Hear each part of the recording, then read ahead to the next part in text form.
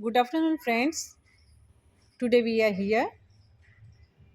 আমরা শুক্লা ম্যাডামকে পেয়েছি। ওনার মুখেই ওনার জীবনে কিছু কথা আমরা শুনে নেব। নমস্কার দিদি, কেমন আছেন আপনি? নমস্কার দিদি, ভালো আছি। আপনি কেমন আছেন? আমি ভালো আছি। আপনার শুভ নাম সম্পূর্ণ? শুক্লা নাগ। আচ্ছা, আপনি কি করেন? আমি একজন বুটিক ওনার। আচ্ছা, বুটিক ওনার। আচ্ছা, আপনি কিভাবে এই জীবনে এগিয়ে এসেছেন? এগিয়ে এসেছি বলতে শ্রদ্ধেয় কেশবচন্দ্র নাগ হচ্ছেন আমার সম্পর্কে দাদা শ্বশুর। আচ্ছা। তো হুগলি জেলার গুড়াপে ওনার বাড়ি। হুম। তো কোনো কারণে আমার হাজব্যান্ডকে সম্পত্তি থেকে বঞ্চিত করা হয়। আচ্ছা। তো আমরা সেই সংসারেই থাকতাম যেখান থেকে আমাদের বঞ্চিত করা হয়েছে। হুম। একসঙ্গে জয়েন্ট ফ্যামিলিতে আমি ছিলাম। হুম। তারপরে তারা আমাদের বলতে লাগলো যে এখানে আপনাদের কিছু নেই, তোমাদের চলে যেতে হবে বাইরে। কি দুঃখ, প্রত্যেক বাড়িতে সংসার সম্পত্তি নিয়ে যা অথচ বিভাগ সেই হয়। সংসারটা আমরাই টেনেছি। হ্যাঁ, খুব দুঃখের। তখন অর্থনৈতিক দিক থেকে হাজব্যান্ড অনেকটাই দুর্বল হয়ে গেছেন। হুম। কিন্তু তখন দেখলাম যে এরা বলছেন যে আমার এখানে কিছু নেই, তাহলে হুম। প্রথমেই আমাকে একটা মাথার ছাদ করতে হবে, যেটা খুবই আমার ভালো নেই। চিন্তা ভাবনা আপনার। আর ছেলে মানুষ এই করতে চিন্তা হবে। ভাবনার জন্য আপনি কিভাবে উদ্যোগ নিলেন? এই কিভাবে দুটো চিন্তা কাজকর্ম শুরু করলেন? দুটো চিন্তা আমার মাথায় কাজ করলো, আমাকে হুম। একটা বাড়ি বানাতে হবে আর হুম। আমার ছেলেকে মানুষ করতে হবে। আচ্ছা। সেই মনে করে কিভাবে হাজব্যান্ডের পাশে আমি দাঁড়াবো, তাকে সহযোগিতা করব। হ্যাঁ, এই বলে আমি মানে কিছু একটা করতে হবে আমাকে। এই জন্য আপনি বুটিক খুললেন বুটিক আর শাড়ি বিজনেসটা শুরু করলেন। সেটা শুরু প্রথমে করেছি। আপনাকে কটা শাড়ি নিয়ে আপনি বিজনেস শুরু করলেন? মাত্র ৯টা শাড়ি নিয়ে আমি শুরু করেছিলাম। মাত্র ৯টা শাড়ি নিয়ে আপনি বিজনেস করেছেন। এ তো বিশাল ব্যাপার। আমরা তো চিন্তা ভাবনা করি আমাদের কাছে টাকা নেই, পারবো কি না, অনেকেই আগে পিছনে ভাবে, কিন্তু আপনি সাহস করে মাত্র ৯টা শাড়ি নিয়ে এই উদ্যোগটা শুরু করলেন। তার জন্য আপনাকে বিভিন্ন স্কুলের সঙ্গেও যোগাযোগ করতে হয়েছে? হ্যাঁ, প্রথমে আমি ধনেখালি শাড়ি মানে হুম। শ্রদ্ধেয় কেশবচন্দ্র নাগের বাড়ি যেখানে, ওটা আমাদের দেশের বাড়ি, ওখানে একটা তাঁত পাওয়া যায়, গুড়াপ আচ্ছা, তাঁত, যেটা ধনেখালির পাশেই। ধনেখালি তাঁত। হ্যাঁ, হুম। তো ওখান থেকেই শাড়ি প্রথমে নিলাম, নিয়ে আর কি স্টার্ট করলাম। তো মোটামুটি রিলেটিভদের মধ্যেই ওগুলো সব বেরিয়ে গেল। প্রথমে রিলেটিভের মধ্যে বিক্রি করলেন। বিক্রি। তারপর বিভিন্ন স্কুলে যোগাযোগ করে স্কুলের শিক্ষিকাদের কাছেও আপনি চলে আসলেন। শিক্ষিকাদের কাছে আপনি কিভাবে সহযোগিতা পেলেন? সবাই মানে আপনার কালেকশনকে কি বললেন? মানে কোনো একটা স্কুলের টিচার হয়তো নিয়েছেন আমার কাছে শাড়ি। তিনি বললেন যে হুম। স্কুলে সবাই চাইছে, আপনি আসুন আমাদের স্কুলে। হুম। এইভাবে ওখানে ইন্ট্রোডাকশনটা হলো। মেয়েদের স্কুল নিশ্চয়ই, মেয়েদের স্কুল। মহিলাদেরকে আমরা সহযোগিতা হ্যাঁ। করি। তো শিক্ষিকারা তো এই জন্য ভালোবাসি আমার সবাইকে। ১ম বাইরের স্কুলে আসা হচ্ছে জিয়াগঞ্জ সুরেন্দ্রনারায়ণ উচ্চ বালিকা বিদ্যালয়। বাহ! খুব ভালো। হুম? আপনি জিয়াগন হায়ার গার্লসে ১ম বার এসেছেন। ১ম এটাই সে আমার সময়ে প্রধান শিক্ষিকা কে ছিলেন? রেবা বোস ছিলেন। রেবা বাগচি ছিলেন। রেবাদি আপনাকে হুম। আসার পারমিশন দিয়েছেন, আর আস্তে, আস্তে রেবাদি চলে গেছেন পরলোকে, ওনার আত্মার শান্তি কামনা করি। তারপরেও আপনি সুস্থভাবে আমাদের স্কুলে আসছেন, করছেন। আমি রেবাদির কাছে শুনেছিলাম, হয়তো আপনার দুঃখ লাগবে বা খারাপ লাগবে।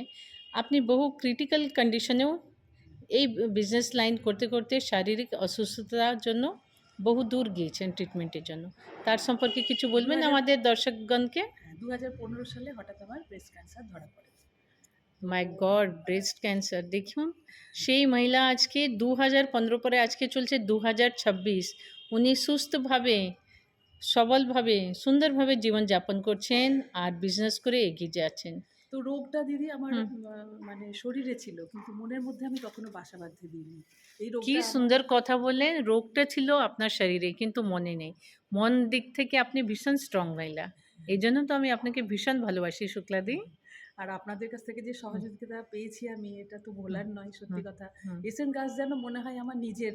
নিশ্চয়ই। প্রত্যেকটা মানে টিচার স্টাফ। আমাকে হুম। মানে এদের আমরা সঙ্গে আমার সমস্ত শিক্ষিকারা আপনাকে হ্যাঁ, ভালোবাসি। কাস্টমারের সম্পর্ক নয়, এদের সঙ্গে আমাদের রিলেশনশিপের উপর আমাদের পারিবারিক বিজনেসটা সম্পর্কের মতো হয়ে হয়ে গেছে, গেছে। হয়ে গেছে। আমরা সবাই শিক্ষিকা মিলে আপনার বাড়িতেও গিয়েছিলাম। আপনার মনে আছে কিনা জানি হ্যাঁ, না। হ্যাঁ, হ্যাঁ। আপনি বাড়িতেও বড় বুটিক খুলেছিলেন হ্যাঁ, লালবাগে। হ্যাঁ। তাহলে সেই লালবাগে বুটিকের সম্পর্কে বলুন। আর সে ৯টা শাড়ি থেকে আজ আপনি অনেক, অনেক ভালো শাড়ি, সুন্দর, সুন্দর কালেকশন নিয়ে আসেন। তার সম্পর্কে কিছু অভিজ্ঞতা বলুন। এই ধনেখালি শাড়ি বিজনেস করতে, করতে হুম। ফুলিয়ার শাড়ি, তখন তো তাঁতের শাড়ির খুব হুম। ক্রেজ ছিল। হুম। তো তখন কুরিয়ার সার্ভিস অত স্ট্রং ছিল না, হুম। ম্যানুয়ালি সব হুম। করতে হতো। হুম। তখন আমি একটা টাটা সুমো কিনলাম। আচ্ছা। সেই সেই সেই জিনিসটা ৯টা শাড়ি বিজনেস শুরু করে আপনি আস্তে, আস্তে টাটা সুমো কিনে ফেললেন। সেই বিশাল সেই ব্যাপার। গাড়িটা আমাকে ব্যবসাটা বাড়াতে অনেক সাহায্য করেছে। আচ্ছা। মানে বেশি স্টক আমি নিয়ে যেতে বেশি পারতাম। স্টক নিয়ে আসতে অথচ পারতেন। হাতে হুম। নিয়ে গেলে সেটা হয়তো হতো আগে না। আপনি টোটোতে আসতেন, হ্যাঁ। তারপরে টাটা সুমো গাড়িতে নিজের গাড়িতে আসছেন। বিশাল ব্যাপার। আর হুম, পরিবারের সকলে আমাকে ভীষণ সহযোগিতা করেছে। হুম। হ্যাঁ, আমার হাসব্যান্ড, আমার ছেলে, আমার ভাসুর ছিলেন ওনারা, এবং বাকি আত্মীয়-স্বজন, বন্ধু-বান্ধব প্রত্যেকে আমাকে প্রচণ্ড সহযোগিতা করেছেন। খুব সবাই ভালো। এনকারেজ করেছে আমি যাতে এগিয়ে যাই। আমি তো আপনাকে মোটিভেশন হিসাবে দেখছি এখানে। এইজন্য আপনার ইন্টারভিউ নিচ্ছি। আমরা মহিলারা ব্রেস্ট ক্যান্সার হলে প্রায় অনেকে ভেঙে পড়ি। মনের দিক থেকে অনেক কষ্ট পাই। কিন্তু সেই কঠিন পরিস্থিতিতে আপনি কোথায়, কোথায় গিয়ে ট্রিটমেন্ট করলেন আর এত ভালোভাবে সুস্থ আছেন? আমি কলকাতা নিউ টাউন টাটা মেডিকেলে ট্রিটমেন্ট করেছি। আচ্ছা। ওখানে ভীষণ ভালো ব্যবস্থা, ওখানে এত ভালো ট্রিটমেন্ট, কোনো সময় হুম, আমি যে রুগী এই ফিলিংসটা ওনারা হতে দেননি। হুম। হ্যাঁ, রেডিয়েশন, কেমো, বিভিন্ন অপারেশন, থেরাপি যেগুলি হ্যাঁ, চলে এই তাকে 3 আপনি স্টেজে আমার হ্যাঁ, ধরা মনের পড়েছে। শক্তভাবে নিচ্ছেন হ্যাঁ, আর ক্যান্সার মতো রোগকে দূরাময় করে আপনি সুস্থ হয়ে উঠেছেন।